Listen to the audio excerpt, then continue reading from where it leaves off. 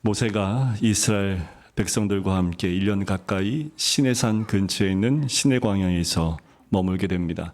그동안 참 많은 일이 있었습니다. 율법도 받았지요. 또 성막도 지었습니다. 그리고 이제 출발하기 직전 그 며칠 동안 많은 것들을 준비하면서 출발 준비를 하며 이제 구름 기둥이 떠오르기 시작을 했고 이제 나팔 소리가 울리면서 출발하게 됩니다. 여러분들 거의 1년 동안 시내 광야에 머물렀어요. 많은 일이 있었다고 하지만 여러분들 시내 광야까지 도착하는데 몇 개월 걸린 줄 아세요? 대략 한 3개월 걸렸습니다. 이 애굽에서 나와서 이제 이 시내 광야까지 오는데 여러 사건들이 많았지요. 많았어요. 전쟁도 있었고요. 그리고 도착해서 한 1년 동안 아무 일 없었던 겁니다. 누가 바빴을까요? 모세만 바빴던 것 같아요. 그 가운데 금송아지 사건도 있었고요. 근데 중요한 건 일반 백성들은 텐트 치고 움직이지 않았다라는 거예요. 3개월 동안 바쁘게 움직였는데 1년 동안 거의 움직임 없이 그 자리에 머물러 있었던 거죠. 텐트에서 한번 여러분들 1년 동안 생활 한번 해보실랍니까?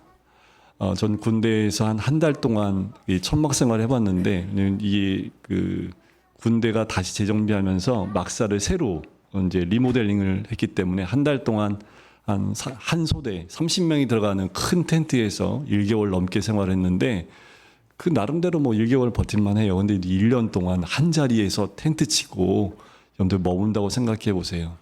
조금 그렇지만 여러분들 그들이 싼 배설물들은 어디 있을까요? 다. 학자들이 어떻게 생각하냐 하면 그들이 먹은 만나가 100% 소화가 되기 때문에 배설물이 없었을 것이다라고 짐작은 합니다.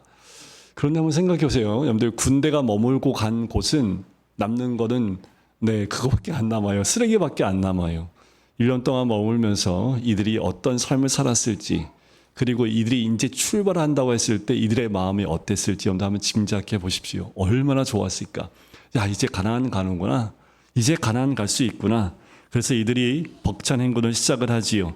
이 행군은 사실상 가나안의 초입인 가데스 바네아까지 가는데 약 10하루길 정도 걸리게 됩니다.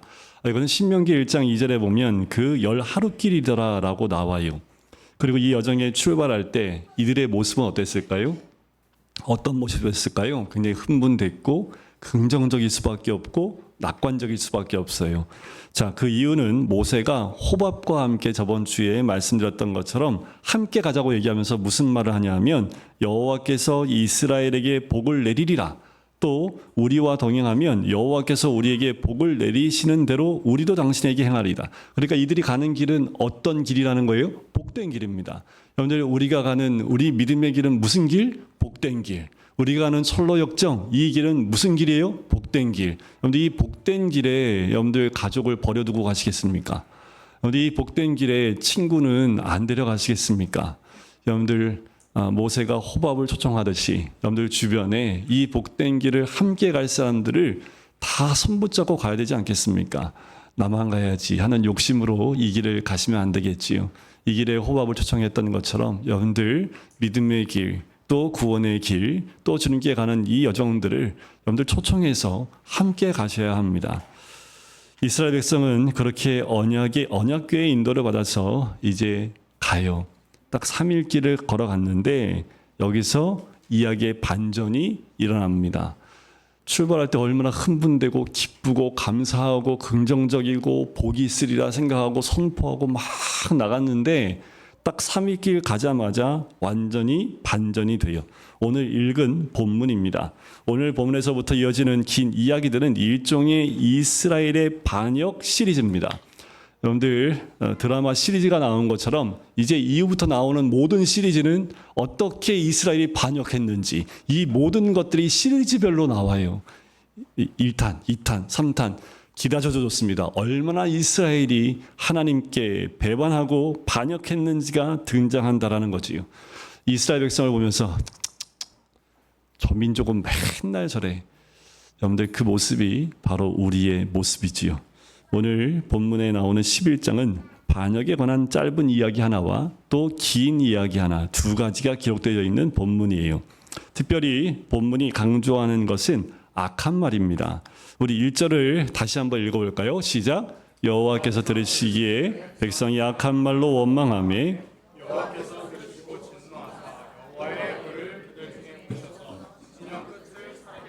자, 이렇게 시작을 하지요. 악한 말이라는 그 말은 조금 앞에 나오는 모세의 말에서 반복됐던 복과 반대의 개념, 정반대의 개념의 말입니다. 복은 하나님의 선하심을 의미하는 말이지요. 하나님은 이스라엘을 선대하셨지요. 은혜를 베푸셨습니다. 그리고 돌보셨고 보호해 주셨습니다. 그런데 이스라엘 백성은 어떻게 해요? 악한 말로서 하나님의 선을 악으로 갚는 반응을 하고 있다라는 거예요. 제일 먼저 본문이 보여주고자 하는 이 불평의 본질은 하나님의 선하심을 악으로 갚는 방법이라는 거지요. 자, 이스라엘 백성의 입술에서 불평의 악한 말이 나오기까지는 시간이 그렇게 오래 걸리지 않습니다. 며칠 걸려요? 딱 3일 걸려요. 3일. 이게 어떤 거하고 비슷하냐면 출애굽기에서 홍해를 건너지요. 홍해를 가르시고 그 홍해 바다 정 가운데를 마른 땅으로 건너갑니다. 어마어마한 사건이었지요. 그리고 쫓아왔던 애굽의 군대는 다 수장됐습니다. 이 어마어마한 사건을 딱 보고 딱 3일 길 가자마자 3일 길 후에 마실 물이 없으니까 막 불평하기 시작을 해요. 그것이 뭐예요? 마라의 사건이었습니다. 정확하게 비슷하고 똑같아요. 하나님의 구원의 역사를 경험하고 그들의 입술에서 불평이 튀어나오기까지 3일밖에 걸리지 않습니다. 우리 뭐 달라요? 여러분들, 우리는 뭐 다를까요? 이것은 우리의 마음이 얼마나 쉽게 하나님의 은혜의 사건을 잊어버리는지를 잘 보여주고 있어요. 사람의 기억은요, 일반적으로 좋은 일을 쉽게 잊어버리고요, 나쁜 일은 오래도록 기억합니다. 이제 저희 어머니가 약간 이제 이 연세가 많으시니까 치매기가 좀 있으세요. 근데 옛날 일을 기억하시는데 왜 이렇게 안 좋은 일만 기억을 이렇게 잘하시는지. 근데 안 좋은 일을요, 몇 년, 몇 날까지 다 하세요. 내가 몇 살 때, 네가 몇 살 때, 네 시어머니가, 네 할머니가 하면서 얘기하시는데, 야, 그거 다 잊어버리시고 좀 이제 좀 좋은 환경인데 좋은 거 보시고 좋은 얘기 하시면 좋겠는데, 참 인간이라는 게 다 똑같은 것 같아요. 우리 기억에 뭐 남아요? 그 사람의 좋은 관계와 그런 것도 기억이 남겠지만 좀 관계가 안 좋으면 좋았던 건 다 사라지고 안 좋은 기억만 남는 것을 보게 됩니다. 이것이 죄인의 기억력이지요. 하지만 우리는 본문을 통해서 이것을 알아야 합니다. 우리가 하나님의 은혜와 신실하심을 기억하는 데 실패하게 되면 하나님께 반역적인 불순종의 자리에 가게 되는 것은 시간 문제밖에 없어요. 그렇게 갈 수밖에 없어요. 우리가 기억하지 못하면 반드시 불순종의 자리로 가는 데는 얼마 걸리지 않는다라는 거지요. 오늘 본문이 다루는 불평의 문제를 오늘날 우리는 그렇게 큰 문제로 여기지 않아요. 이것은 십계명에 나오는 살인죄나 간음죄, 거짓말과 거짓 증거에 비할 수 없고요. 또는 하나님을 섬기고 우상을 섬기지 않는 것, 하나님을 망령되게 일컫지 않는 것에 비하면 이거는 뭐 별거 아니라고 생각을 해요. 이것은 어떤 사람들에게 해를 끼치는 행위라고도 생각하지 않습니다. 그냥 말일 뿐이라고 생각을 해요. 만일 불평의 문제를 엄격히 다루면 사람들은 말도 못해요. 말할 수도 있지 하면서 항변할 수도 있지요. 하지만 성경은 불평의 문제를 굉장히 엄중히 다룹니다. 불평의 문제를 통해서 반역의 패턴을 설명해 주고 있다는 거예요. 이것은 결코 우리의 신앙과 관련해서 가벼운 문제가 아니라는 겁니다. 1절에 하나님 백성이 악한 말로 원망하는 것을 하나님이 들으셨다고 몇 번 나와요? 2번 나옵니다. 하나님은 들으시는 하나님이시라는 걸 우리가 기억할 때 우리의 악한 말, 불평의 문제는 간단한 문제가 아니라는 것을 알게 됩니다. 하나님께서는 그냥 듣기만 하시는 것이 아닙니다. 이들의 악한 말에 진노를 하시는 거죠. 하나님의 거룩하심과 의로우심은 이런 악한 말과 죄에 대해서 진노를 일으키게 해요. 10절에도 이 진노하신 하나님에 대해서 동일한 패턴으로 기록하고 있다는 거예요. 자, 1절부터 3절까지는 되게 짧은 사건이지만 다베라에서의 사건은 사실상 어떤 문제로 인한 불평이었는지 밝히지 않습니다. 어떤 건지는 알지 못하지만 학자들은 이 본문이 출애굽기 15장과 16장과 비슷한 패턴으로 기록되어 있다는 점을 보면서 마신 물 때문에 불평했을 것이다라고 추측을 합니다. 어떻든 간에 진노하신 하나님께서는 하나님의 불로 그를 진영 끝을 사르셨습니다. 백성들은 두려워서 모세에게 부르짖지요. 모세가 하나님께 기도하자 심판의 불은 꺼졌습니다. 이게 이제 한 가지 패턴으로 돌아가는 거예요. 다베라라는 지명은 불사름이라는 의미인데 바로 여기서 유래하여 붙여진 이름입니다. 이 짧은 기록에는 앞으로 우리가 보게 되는 모든 반역 사건에서의 공통적으로 등장하는 요소들을 압축적으로 이 3절에 다 3절에 들어가 있습니다. 먼저 불평하지요. 그러면 하나님의 진노와 함께 모세에게 부르짖음으로 모세에게 기도를 요청합니다. 그리고 마지막 그 사건을 기념하기 위해서 장소에 그 사건의 이름이 함께 연결되는 이름을 붙인다라는 거지요. 그래서 이 사건은 무슨 사건? 다베라 사건이라고 우리는 기억되게 됩니다. 자, 우리는 이 다베라 사건에서 이어지는 좀 더 긴 이야기의 사건으로 넘어갑니다. 기브롯 핫다와 사건인데요. 이 기브롯 핫다와 역시 이 사건을 중심으로 붙여진 지명인데 탐욕의 무덤이라는 의미입니다. 짐작이 되십니까? 탐욕의 무덤. 자, 탐욕으로 말미암은 악한 말의 교훈이 여기 있는 거지요.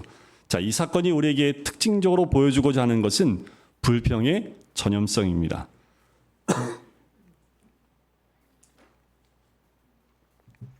자, 이 사건은 섞여 사는 다른 인종들의 불평으로 시작을 해요. 그들이 탐욕을 품었다고 했습니다. 1절에서 앞으로 이어지는 모든 반역의 사건의 특징을 못 박듯이 보여줬던 것이 악한 말이지요. 여기서도 그들의 탐욕이 악한 말로 표현됐을 것이고 이것은 곧바로 이스라엘 자손들의 탐욕의 울음소리, 불평의 울음소리로 이어지게 됩니다. 자, 그 울음소리를 한번 볼까요? 4절 하반절에부터 6절에 나오는데 자, 이것도 한번 같이 읽어볼까요? 시작! 누가 우리에게 고기를 주어 먹게 하랴. 우리가 애굽에 있을 때에는 값없이 생선과 오이와 참외와 부추와 파와 마늘들을 먹은 것이 생각나거늘 이제는 우리의 기력이 다하여 이 만나 외에는 보인 것이 아무것도 없도다. 자, 이거를 어떻게 해요? 울면서 그 애들이 막 불평할 때 막 울면서 불평하는 것처럼, 그죠? 예, 그것처럼 지금 몇 명이에요? 이스라엘 백성이? 애들까지 해서 어른까지 다 해서 200만이 지금 이러고 막 여러분들 소리가 어땠을 것 같아요? 저 멀리서 들으면 막 혹하는 소리처럼 들리지 않았겠어요? 막 싸우는 소리처럼 들리지 않았겠어요? 막 서로 아우성치면서 이렇게 불평 쏟아내는 거지. 자, 여기서 불평이 끝났을까요? 아니요. 이 불평은 결국 그들의 리더였던 모세의 마음까지 흔들어놔요. 그래서 모세마저 불평하기에 이릅니다. 모세의 긴 불평이 11절부터 15절에 나와요.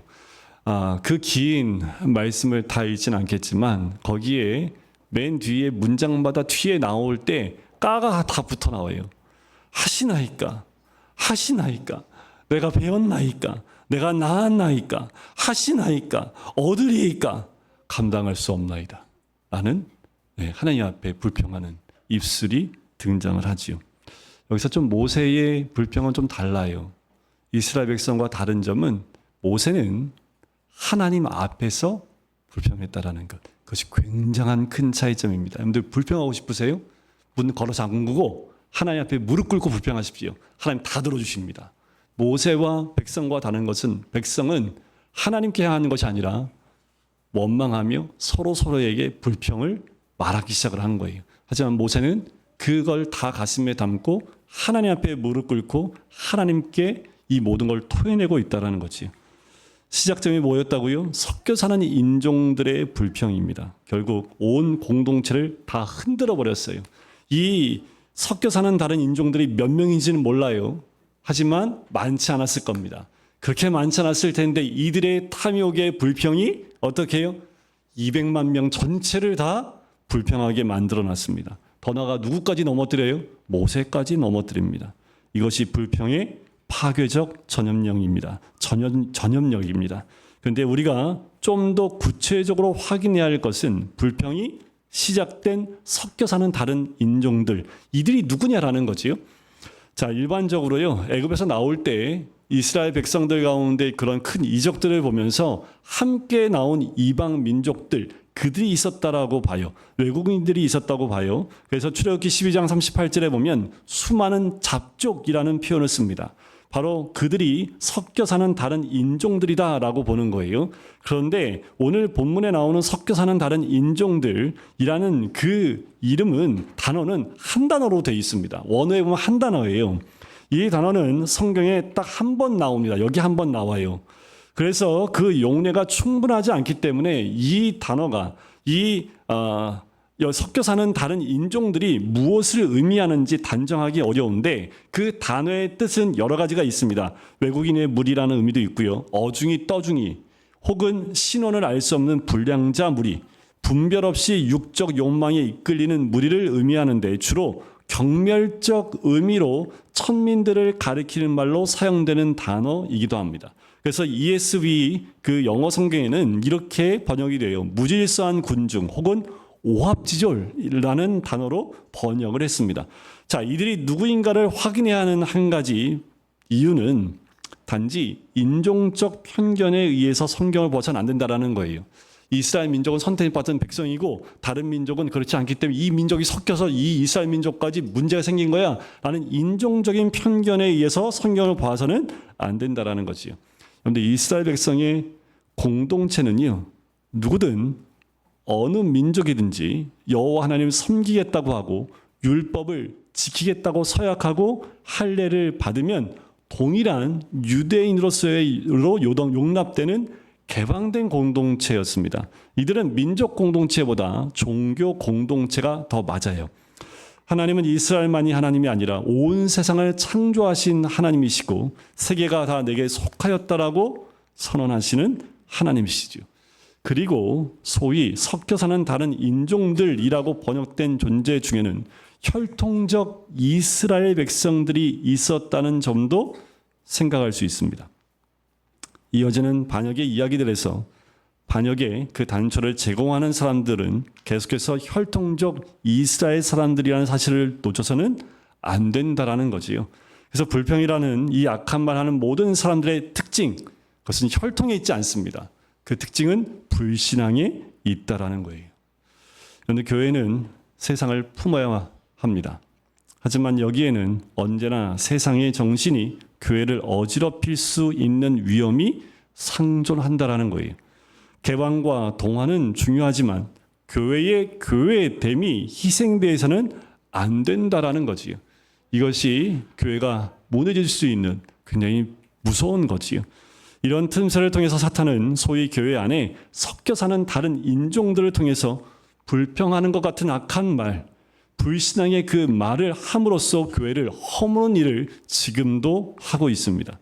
그러므로 만일 우리가 교회 안에 있으니 여전히 불신앙의 자리에서 머물러 있거나 혹은 구원의 은혜를 받았음에도 불구하고 실족하여 불신앙의 태도를 가지게 될 때 우리 입술에서 흘러나오는 그 모든 것은 악한 말이 될 수 있습니다. 중요한 것은 그 말이 나오는 그 순간 삽시간에 산불처럼 번져서 온 교회에 그 불신앙적 고백과 그 불평이 번져나간다라는 거예요. 불평이라는 악한 말이 가지는 파괴적 전염력을 우리의 상상력을 넘어섭니다. 그래서 야고보서에서 이렇게 얘기하지요. 이와 같이 혀도 작은 지체로되 큰 것을 자랑하로다. 보라, 얼마나 작은 불이 얼마나 많은 나무를 태우는가. 혀는 곧 불이요 불의의 세계라.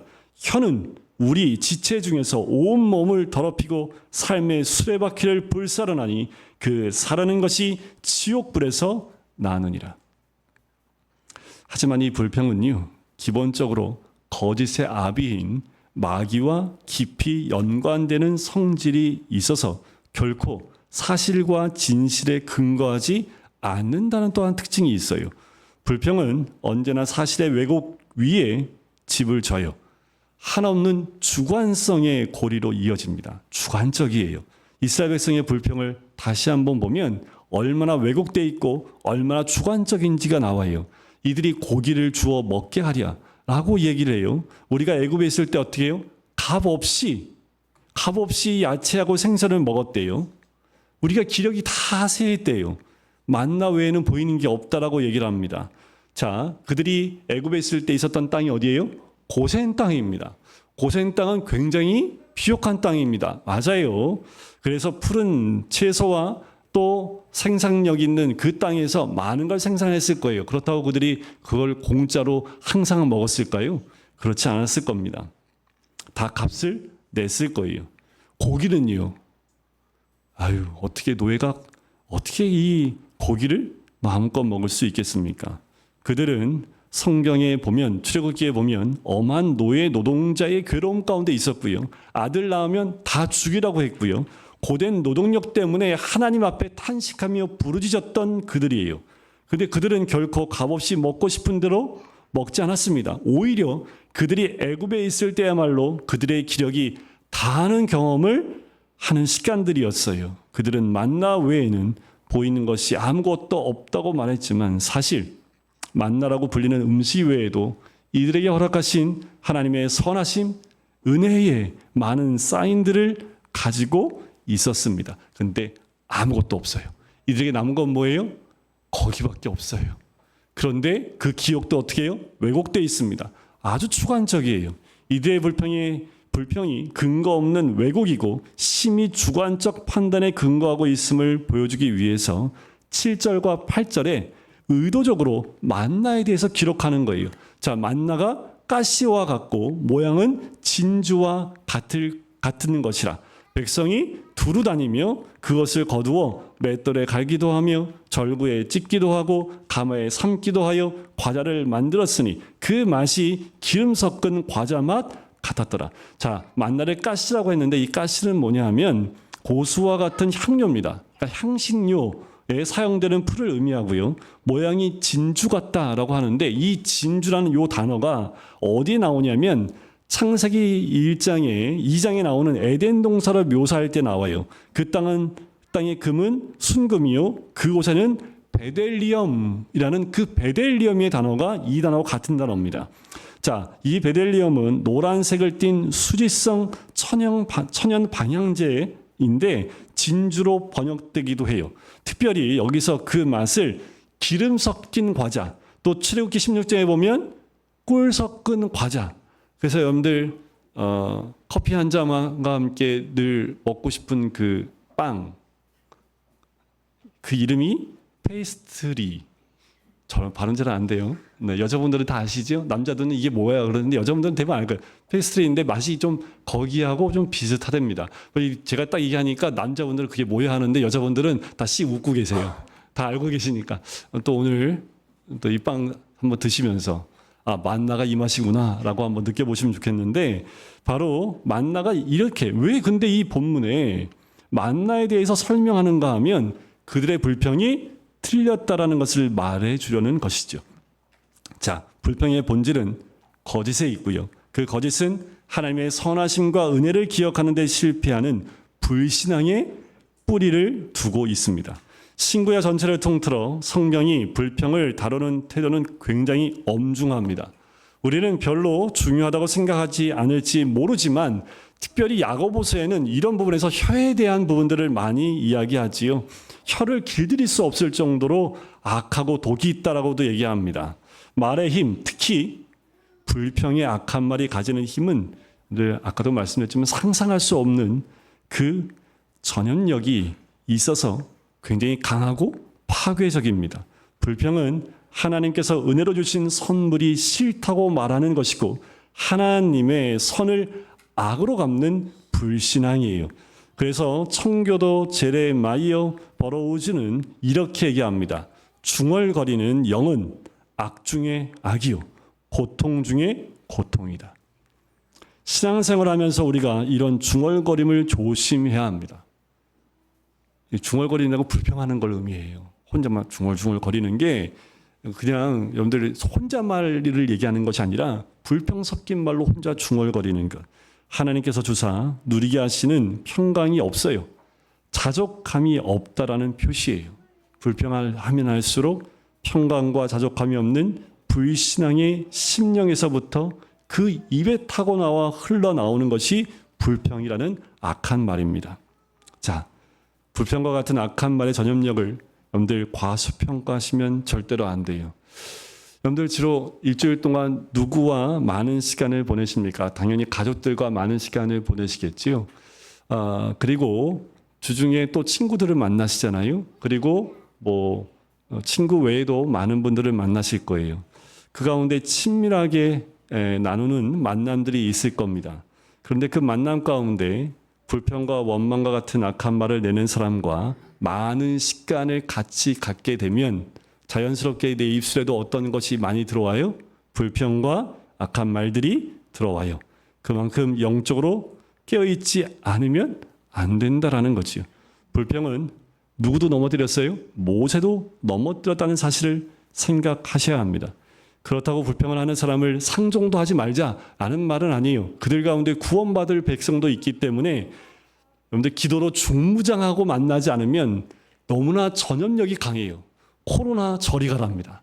그래서 만나면 그 즉시 내 머릿속에 불평이 딱 각인되기 때문에 늘 기도하고 좀 불평을 하는 사람 만날 때는 딱 기도하고 철저하게 기도하고 그에게 오히려 영향을 주려고 하는 그 믿음의 모습으로 대해야 된다는 거지요. 더 나아가서 더 중요한 건 뭐냐 하면 그만큼 신실한 믿음 안에 서 있는 믿음의 친구들과 더 많은 시간들을 보내기 위해서 수고하셔야 돼요. 특별히 믿음의 친구들에게 맛있는 거 사주면서 나와서 같이 교제하자고 그 교제를 하셔야 된다는 거예요. 그래서 여기서 교회의 교제의 중요성이 있습니다. 그래서 오늘 공동체 모임의 교제가 굉장히 중요합니다. 오늘 공동체 모임할 때 한 분이 다 녹음하세요.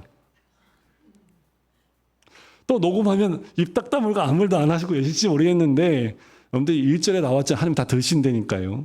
녹음해서 저 달라고 하니까 말할 때 굉장히 조심스럽게 말할 수밖에 없지요. 하나님 다 듣고 계시는데 제가 듣는 거 하나님 듣는 거하고 뭐가 더 무섭습니까? 여러분들 교회 공동체 이 교제 모임 가운데 여러분들 서로 믿음의 교제, 신실한 믿음의 사람 두세 사람 정도와 늘 친밀한 사귐의 교제를 가지는 것 굉장히 중요합니다. 신앙은 홀로 갖는 거 아니에요. 천국은 믿음으로 혼자 갈지 모르지만 신앙의 공동체 안에 믿음의 교제와 나눔이 있는 것 굉장히 중요합니다. 교회가 크건 작건 간 최소한의 사귐은 절대적으로 요구가 돼요. 믿음의 나눔을 할 수 있는 두세 사람이 함께 있을 때 서로가 서로에게 힘이 되어지고 또 그 불평이 오히려 감사로 바뀌는 은혜를 누릴 수 있다라는 겁니다. 오늘날 특별히 코로나 이후에 교회의 이 교제가 많이 상실됐습니다. 이제 나눔들이 없어요. 교제가 없어요. 믿음의 나눔들이 점점 사라지고 있는 것을 봐요. 우리 어르신들은 이게 기본이었기 때문에 다시 회복이 되는데 젊은 것들은 좀 많이 아직도 회복이 잘 안 돼요. 왜냐면 이게 좋아. 혼자 있는 게 좋아. 그래서 귀에다가 딱 꽂고 혼자만 있는 애들이 되게 많습니다. 믿음의 교제는, 믿음의 나눔들은 최소한의 단위인 두세 사람이 함께 나누는 것이 굉장히 도움이 돼요. 또 한 가지 교훈은 불평은 기쁨을 앗아갑니다. 만일 신앙생활의 기쁨이 사라져 간다면 혹시 내 안에 불평과 같은 악한 말이 있는지 확인해 보셔야 합니다. 그것이 무엇이든지 불평과 원망의 말들이 내 안에 나타나기 시작하면 제일 먼저 사라지는 게 뭐라고요? 영적인 기쁨입니다. 참된 믿음은 언제나 우리 안에 기쁨을 가져와요. 하지만 불평은 그 기쁨을 빼앗아 갑니다. 왜냐하면 불평이야말로 불신앙의 열매이기 때문에 그래요. 자, 옆에 분 한번 보세요. 졸리시죠? 기쁘신가요? 기쁨이 얼굴에 있으신가요?